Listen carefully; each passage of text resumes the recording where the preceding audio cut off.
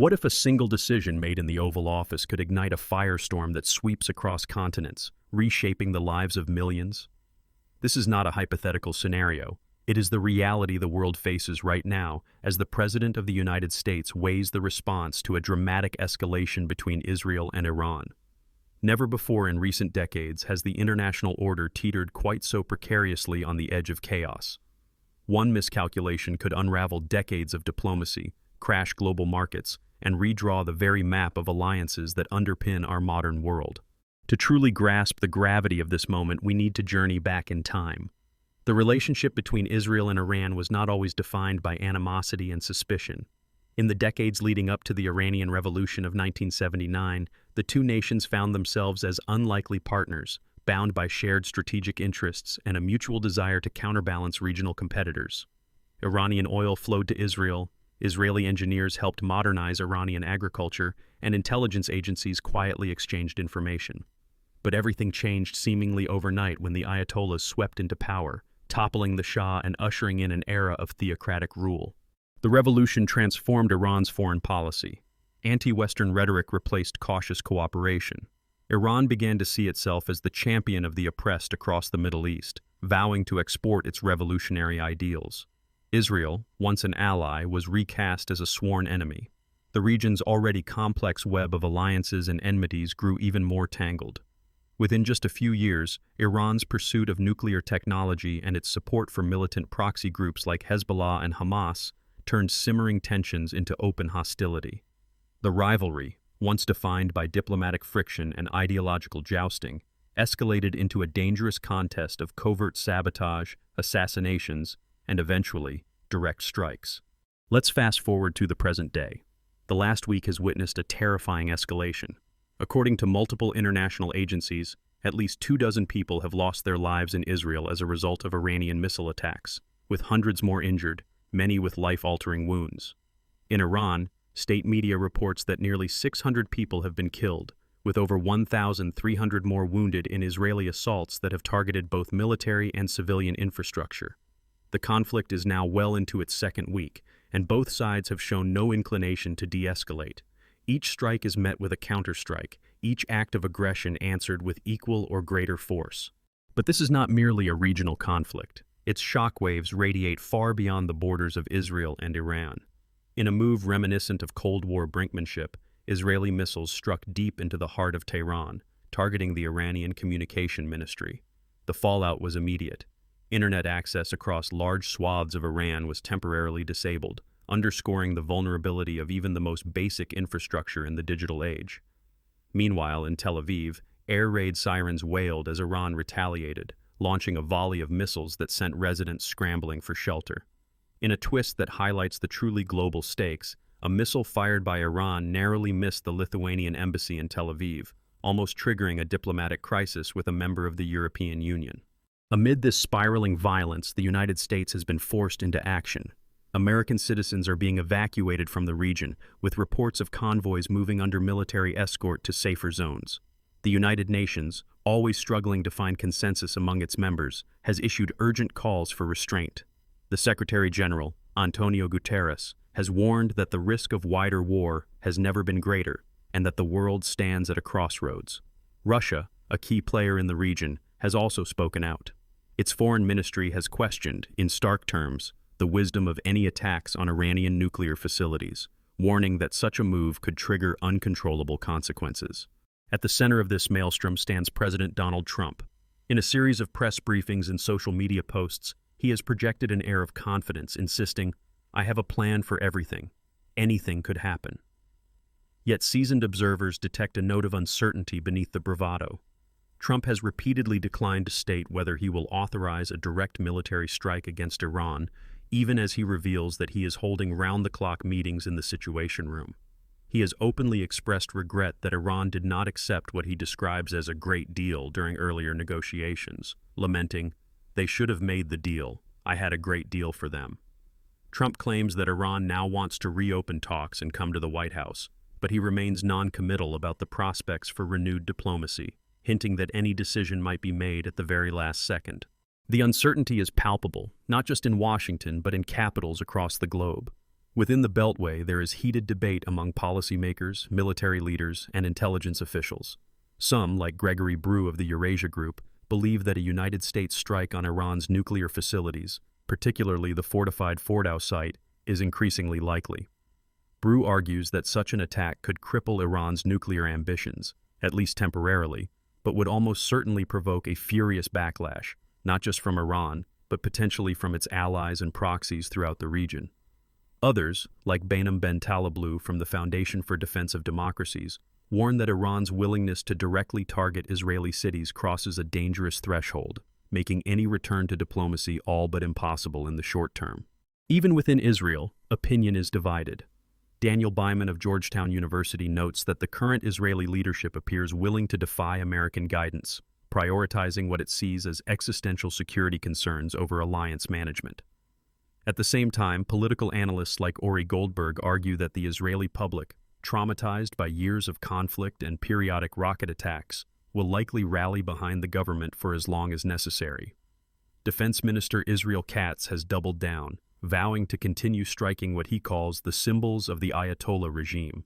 On the other side, Iranian officials have issued stark warnings. Iran's ambassador to the United Nations, Ali Bahraini, has declared that any intervention by the United States would provoke a swift and decisive response. Iran's UN mission has categorically denied seeking a White House meeting, asserting that it will not negotiate under duress. Meanwhile, state media in Tehran has showcased the wreckage of a downed Israeli drone, claiming it as a military victory and a symbol of resistance. One thing is certain: every actor in this drama is being forced to make high-stakes decisions with incomplete information. The fog of war has settled over the region, and with it comes the risk of catastrophic miscalculation. The shadow of war is growing longer, and new, more complex dimensions are emerging. Cyber attacks have become a central feature of the conflict, disrupting critical infrastructure on both sides. Hospitals, banks, and power grids have all reported outages and attempted intrusions. The International Atomic Energy Agency has reported significant damage to Iranian centrifuge production sites, but Iran accuses the agency of partiality, suggesting its reports have provided diplomatic cover for Israeli attacks. So, what might happen if the United States decides to act? Is it possible that a limited, targeted strike could contain the conflict and deter further aggression?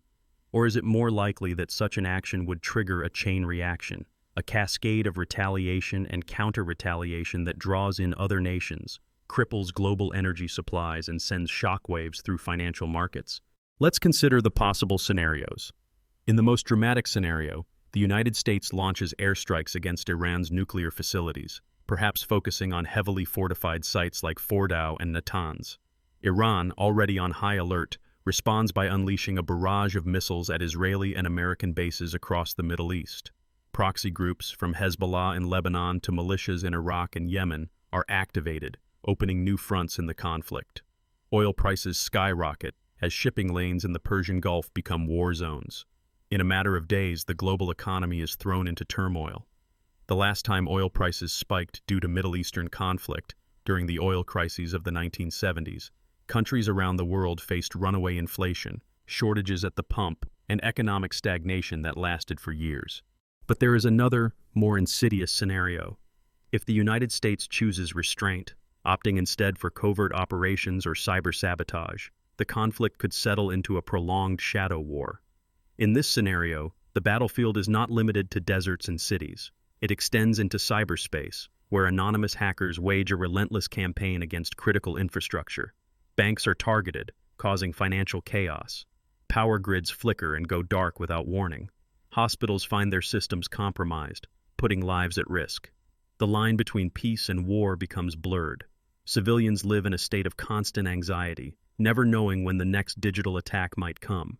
As one analyst put it, this is not just about bombs anymore, it's about code, algorithms, and the invisible battles being fought behind computer screens. Meanwhile, diplomatic efforts hang by a thread. The United Nations continues to demand immediate de-escalation, but the trust deficit between the key players is deeper than ever. A single mistake, perhaps an intercepted drone straying off course or a missile that lands in the wrong city, could trigger a much wider conflict. Gregory Brew warns that the risk of miscalculation has never been higher. Each actor believes it can control the escalation, he says, but history is replete with examples of wars that started by accident or misjudgment. For many viewers, these events may seem distant, even abstract, but the consequences are anything but remote. If oil prices surge, you will notice it at the gas station. If cyber attacks cripple banking systems, your savings and investments could be at risk. If the crisis triggers mass displacement, new waves of refugees could strain social services and transform labor markets in countries far from the Middle East. The ripple effects from this region have a unique ability to reach every corner of the globe, shaping economies, politics, and even the fabric of daily life. The lessons from this moment are profound. First, global crises are rarely self-contained. In our hyper-connected world, what happens in Tehran or Tel Aviv can shape life in Tokyo, Toronto, or Berlin. Understanding the underlying economic and technological dynamics, like the fragility of energy supply chains or the vulnerabilities in digital infrastructure, gives us a critical edge in preparing for uncertainty. Second, never underestimate the power of information and misinformation. In the age of social media, state-run news, and increasingly sophisticated AI-generated content, perception shapes reality. Narratives are constructed and deconstructed in real time, and the ability to distinguish fact from propaganda is one of the most essential skills of the 21st century. Disinformation campaigns, deepfakes, and bot armies have become tools of statecraft, making it harder than ever to discern the truth. Third, preparedness is no longer optional, it is essential. Governments and corporations are investing billions of dollars in cyber defenses, crisis management teams, and scenario modeling. As individuals, we can take practical steps, staying informed from credible sources, diversifying financial investments, using strong digital security practices, and being aware of how global events can impact our daily lives. The more we understand about the interconnected world, the better equipped we are to weather the storms it brings. Let's also consider the historical parallels. The Cuban Missile Crisis of 1962 comes to mind, a time when two superpowers stood on the brink of nuclear war, and the fate of the world hinged on a handful of decisions made in back rooms. Then, as now, leaders faced the burden of uncertainty, and the margin for error was vanishingly small. In that case, cool heads and secret diplomacy averted disaster, but not before millions lived through days of existential dread. Even more recently, the wars in Iraq and Afghanistan provide sobering lessons about the risks of military intervention. What began as limited strikes quickly turned into prolonged occupations, with costs measured not just in dollars, but in human lives and regional stability. Today, experts are divided on what the best course of action might be. Some argue that only overwhelming force can deter further aggression. Others warn that any escalation risks spiraling out of control. Artificial intelligence models that simulate conflict scenarios predict a high probability of continued low-intensity conflict, with periodic spikes of violence and long periods of uneasy stalemate. The cyber dimension adds a new layer of unpredictability, one that even the most experienced policymakers struggle to navigate. So, will a United States strike prevent catastrophe or unleash chaos? The uncomfortable truth is that there is no simple answer. History suggests that military intervention rarely provides a tidy solution. More often, it leads to cycles of retaliation, unintended consequences, and lasting instability. Yet, inaction carries its own dangers, emboldening hardliners and allowing conflicts to fester in the shadows, out of sight but not out of mind. What is perhaps most remarkable, yet seldom discussed, is that even world leaders operate under profound uncertainty. In the corridors of power, plans are drafted and options weighed, but the final call is often made in the last moments, as events move at breakneck speed and the risks are impossible to predict. President Trump's candid words, "I like to finalize 1 second before it's due," offer a rare glimpse into the reality of modern crisis management. Sometimes, the only thing you can count on is uncertainty itself. So, what can you do? Start by staying informed. Seek out reliable sources, question sensational headlines, and dig deeper into the stories that matter. Consider how global events might affect your own life, from the price of gas to the safety of your digital assets. Talk to friends and family about the importance of resilience, both personal and collective. And remember, while you may not be able to influence decisions made in faraway capitals, you can control how you respond to the challenges and opportunities that arise. If you found these insights valuable, please subscribe, like, and share this video. Your engagement helps us bring you more in-depth analysis of global economics and technology. And most importantly, let us know in the comments, what do you think will happen next in the Israel-Iran crisis? Do you believe diplomacy can prevail, or are we heading toward a new era of conflict? Your perspective matters, and together, by staying informed and engaged, we can better understand the forces shaping our world. Thank you for watching. Stay tuned for our next deep dive into the economic and technological trends that are reshaping our future. Until